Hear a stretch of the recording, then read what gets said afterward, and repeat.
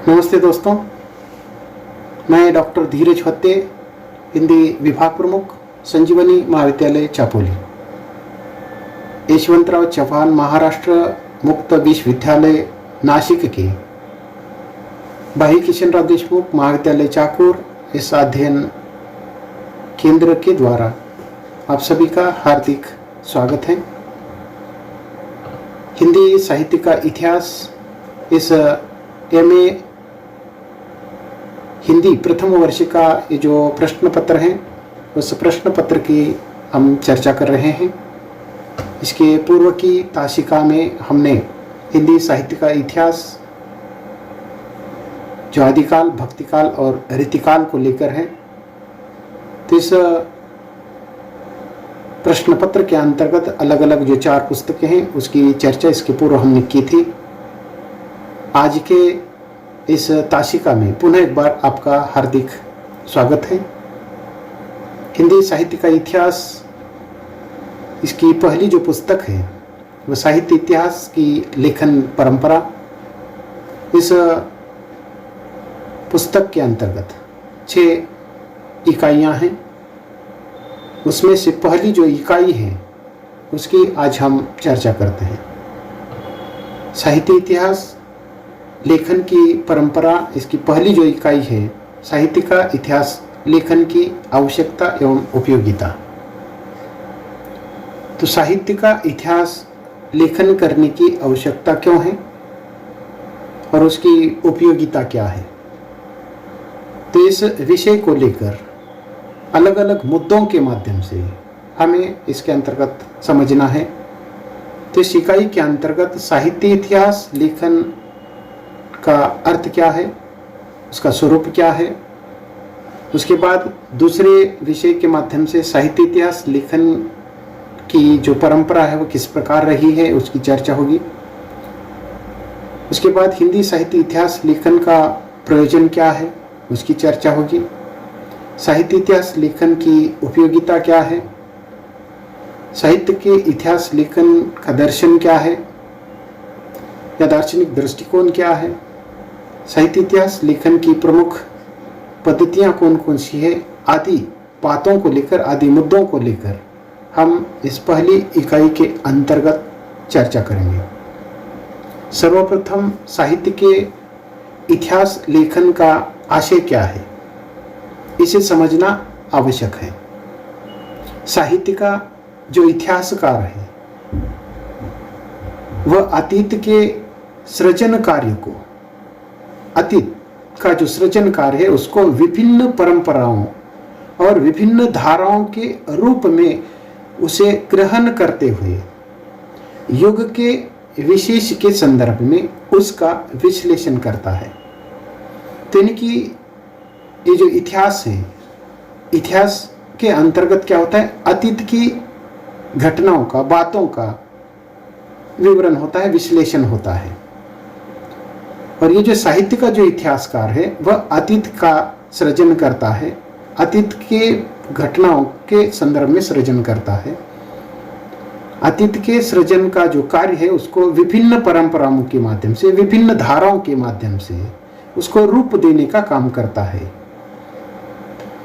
और अतीत के तथ्यों के, अतीत के जो तथ्य हैं उन तथ्यों को कालक्रम के अनुसार उसका जो वर्णन है या विश्लेषण है वह इतिहास में किया जाता है। हम जानते हैं कि इतिहास का अर्थ क्या है, जो अतीत की जो घटना है उसका लेखा जोखा इतिहास में होता है। तो इस प्रकार अतीत के जो तथ्य हैं उन तथ्यों के कालक्रम के अनुसार किए गए वर्णन या विश्लेषण को इतिहास कहा जाता है। इतिहास में क्या होता है, तो इतिहास में परंपराओं, विभिन्न प्रकार की जो धाराएं हैं या युगीन जो प्रवृत्तियां हैं उसके तटस्थ विश्लेषण को यह अनिवार्य माना जाता है। यानी कि इतिहास में विभिन्न प्रकार की, यानी कि अतीत की जो परंपराएं हैं, कौन कौन सी परंपराएं थी, किस प्रकार की धाराएं थी और उस समय का विभिन्न जो वातावरण है, युगीन जो प्रवृत्तियां हैं, उस समय की विशेषताएं क्या थी, आदि बातों का तटस्थ विश्लेषण इतिहासकार इतिहास के माध्यम से करता है।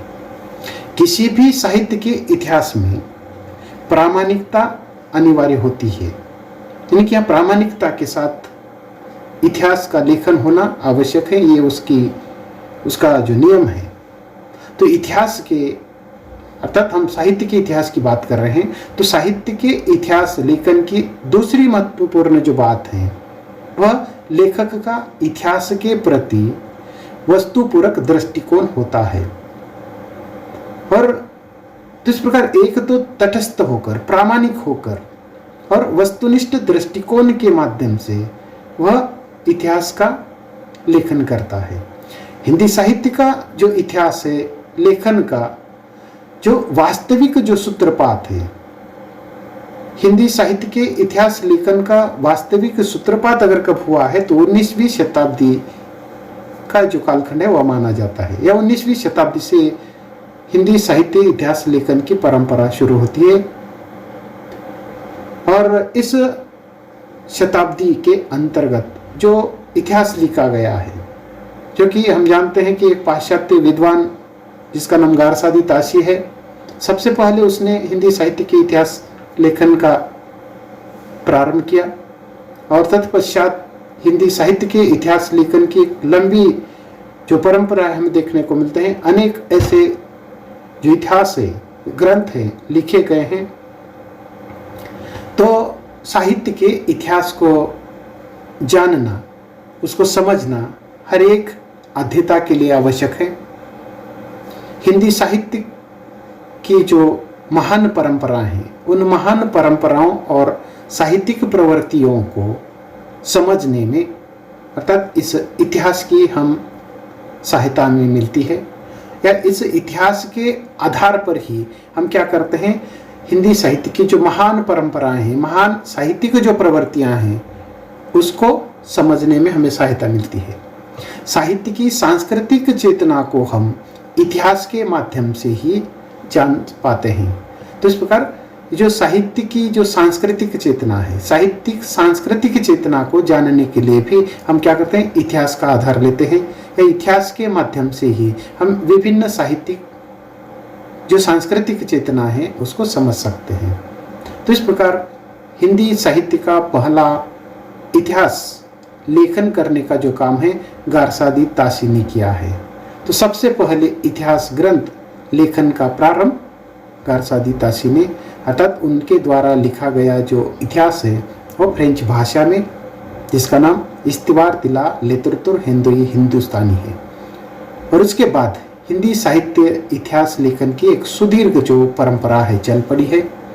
इतिहास दर्शन के अंतर्गत इतिहास के संबंध में प्रयुक्त और प्रचलित जो विभिन्न दृष्टिकोण हैं, विभिन्न जो धारा है या धारणा है, या विभिन्न प्रकार के जो विचार है, उसका अध्ययन इसके अंतर्गत किया जाता है।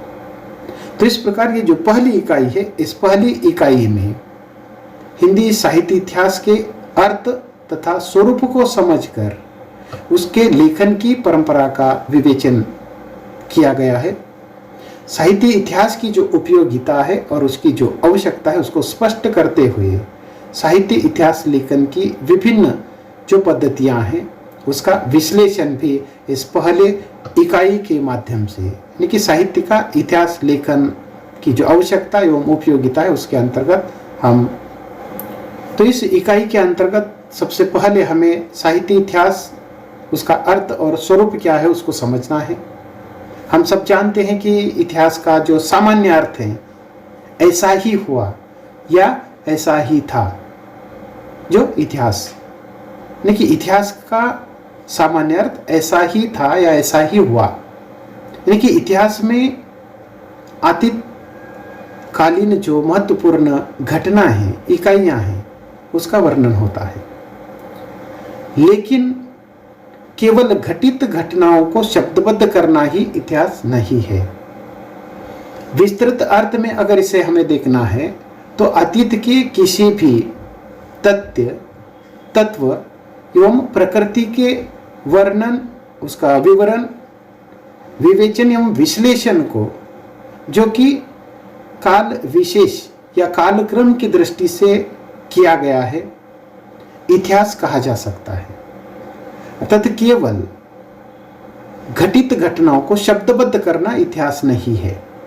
तो इतिहास क्या है, तो उसका विस्तृत अर्थ हमें समझना होगा कि इतिहास के माध्यम से तत्कालीन या अतीतकालीन जो तथ्य हैं, तथ्यों का वर्णन होता है, विश्लेषण होता है।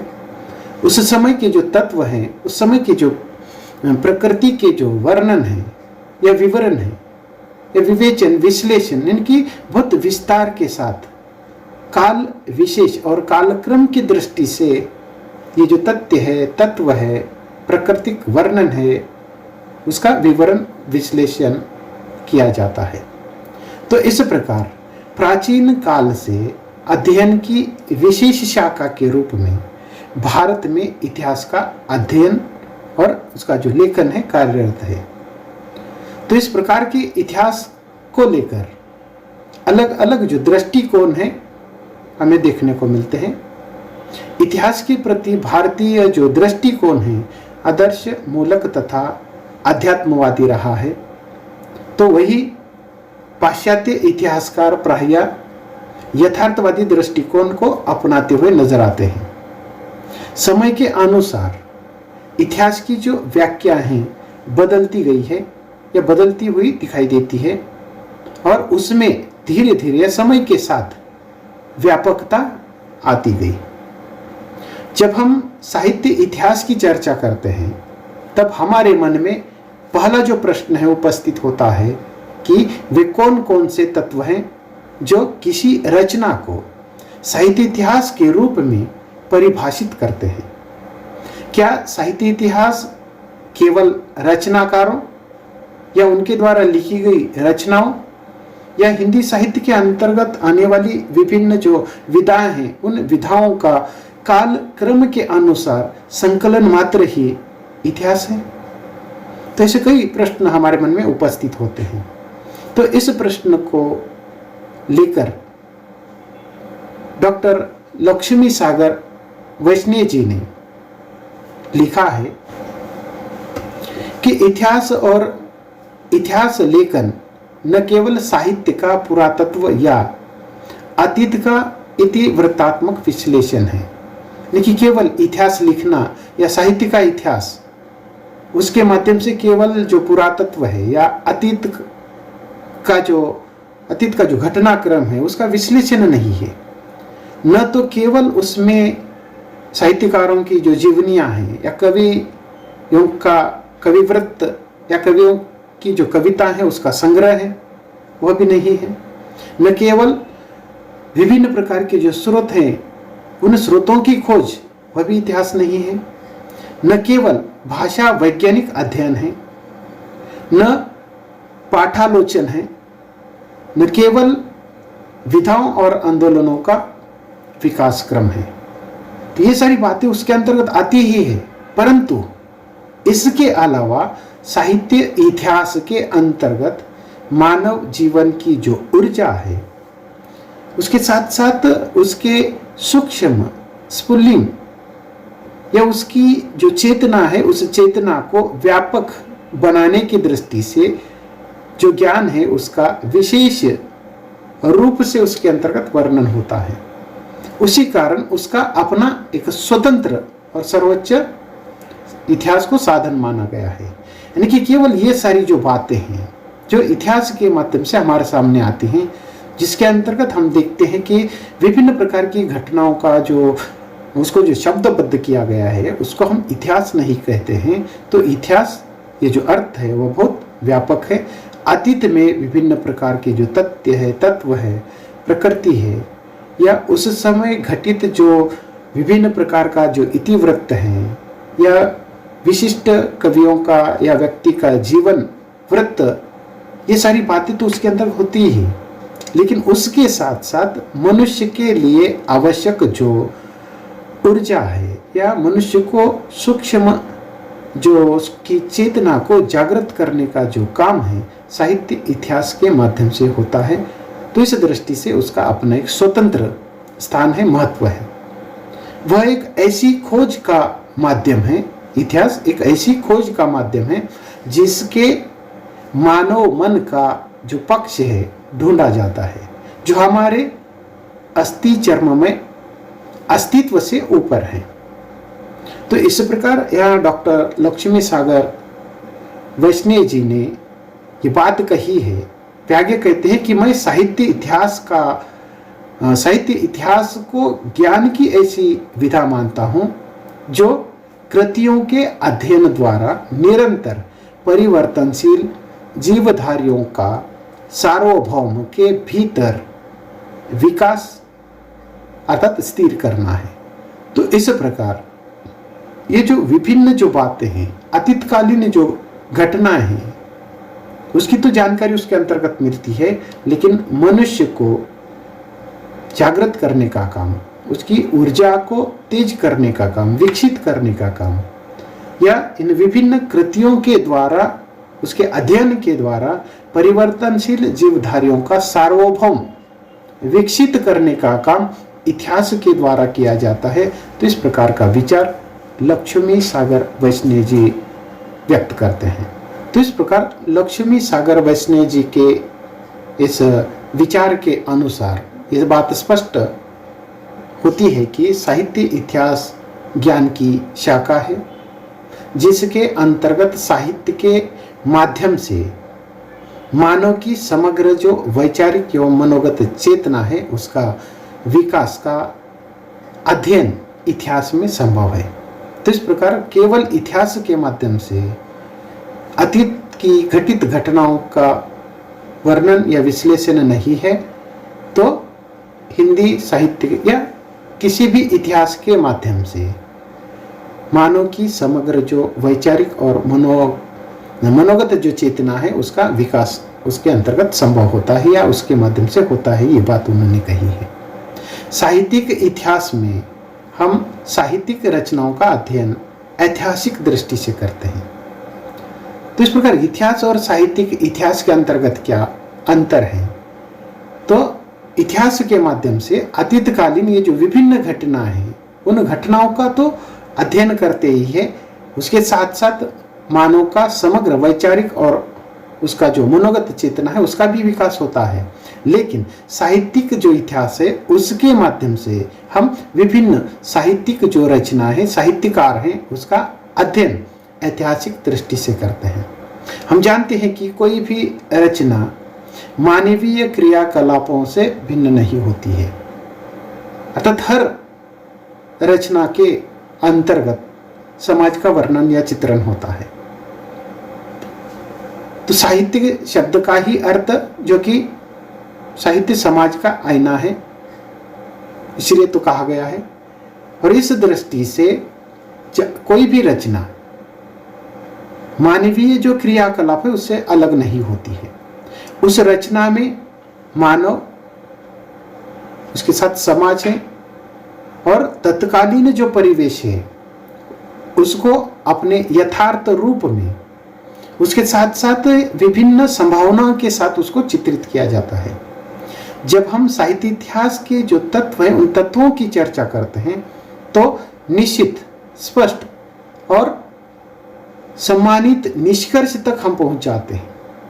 क्योंकि कोई जाति वातावरण और क्षण विशेष को महत्वपूर्ण मानता है, तो किसी को साहित्य इतिहास में जातीय परंपराएं, राष्ट्रीय और सामाजिक वातावरण एवं सामाजिक जो परिस्थितियां हैं, उसका अध्ययन विश्लेषण महत्वपूर्ण लगता है। तो इस प्रकार कोई भी साहित्यकार जब साहित्य का इतिहास लिखता है, तो उसका जो दृष्टिकोण है अलग अलग हो सकता है। उनके दृष्टिकोण के अनुसार इस प्रकार की जो बातें हैं, विषमताएं हमें देखने को मिलती हैं।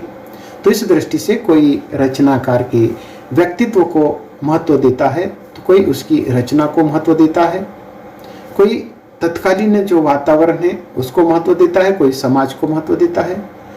तो इस प्रकार कुछ लोगों का मानना है कि साहित्य इतिहास की व्याख्या तदयुगीन चेतना के आधार पर की जानी चाहिए, यानी कि समय के साथ उसमें परिवर्तन होना चाहिए।